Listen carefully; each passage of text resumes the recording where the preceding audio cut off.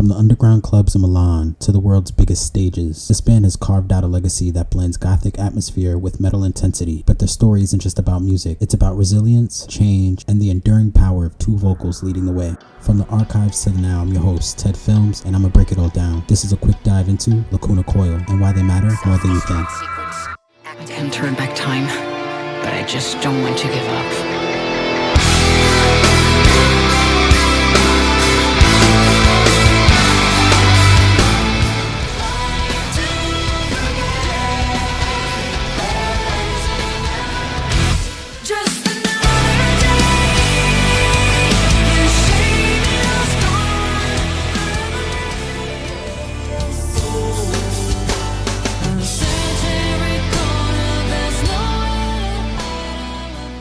The story begins in 1996 under the name Ethereal. The original lineup featured Andrea on vocals, Marco on bass and songwriting, Raffaele and Claudio Leo on guitars, and Leonardo on drums.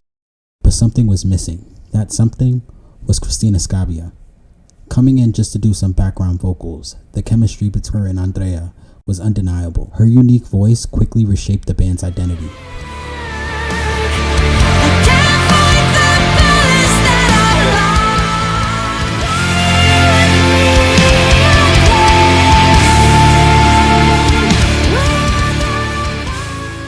After doing a demo that would gain the eyes and ears of Century Media Records, they would get signed to them in 1997. Another band at that time already owned the name Ethereal. The group would then become what we know as Lacuna Coil, which in Italian would mean empty spot. The name captured the haunting dual vocal approach that would later define them. 1998, they would face changes. Their drummer and guitarist would depart from them, citing creative differences. In would come in Pizza on guitar and Chris on drums. Mouse would soon join on guitar, forming what fans would consider a classic Lacuna Coil lineup. In the Reverie, releasing in 1999, and Unleashed Memories in 2001, the band started gaining traction in Europe, but it was Kamali's in 2002 that changed everything.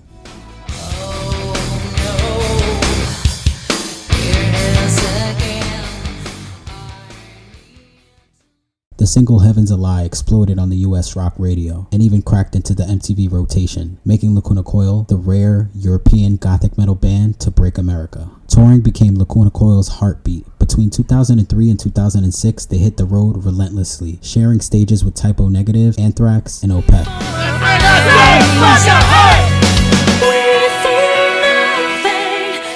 The turning point came in 2004 when they were invited to Ozfest, playing alongside pioneers like Slipknot, Black Sabbath, Judas Priest. Lacuna Coil introduced their Italian gothic metal sound to massive American stadiums. In 2007, they headlined Woodstock, Poland, performing to over 400,000 people. Cristina described it as surreal. It felt like a sea of souls moving to our music.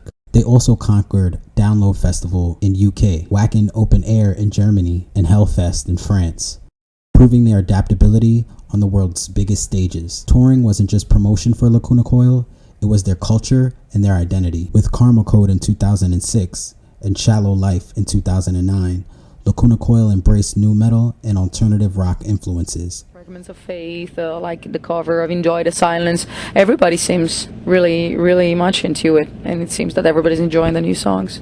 Yeah.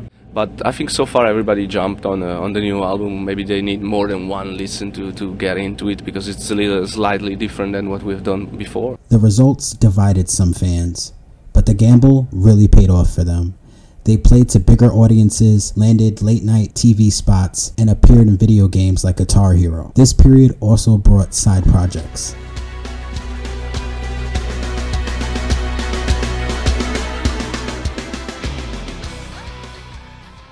Cristina Scabbia contributed vocals to Megadeth and Apocalypta, while Andrea Ferro co-wrote with other European acts. Lacuna Coil weren't just performing, they were influencing the wider metal scene.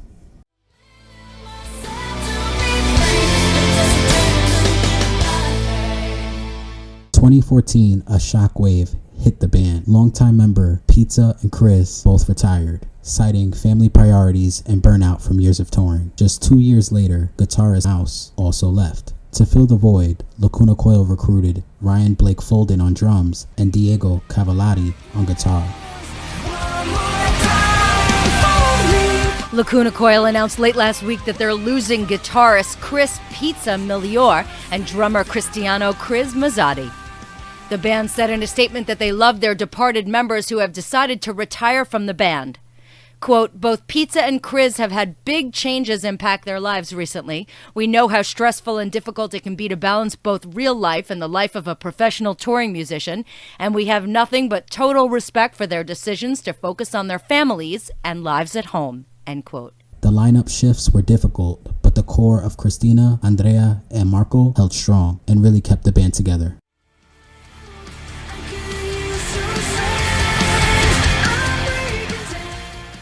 In 2019, Cristina surprised many by stepping outside of the metal world, serving as a judge on The Voice Italy. It showed her influence beyond metal as both an artist and a cultural icon. Mi chiamo Cristina Scabbia, sono voce femminile di un gruppo rock metal che si chiama Lacuna Coil.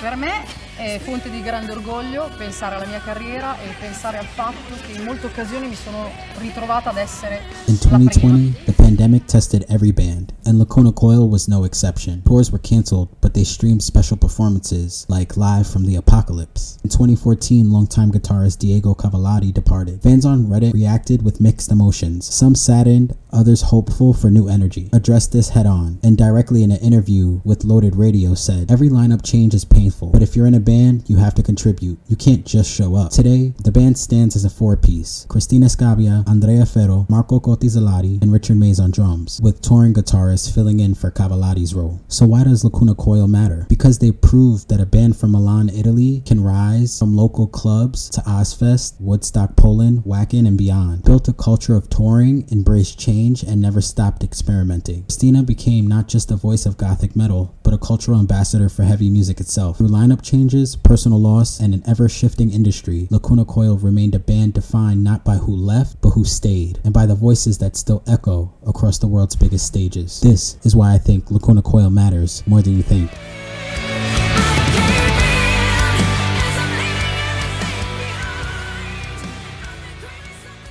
This has been a quick dive into Lacuna Coil. If you enjoyed this breakdown, hit like, subscribe, and let me know in the comments your favorite Lacuna Coil album, and if you've ever seen them live. Until next time, keep diving.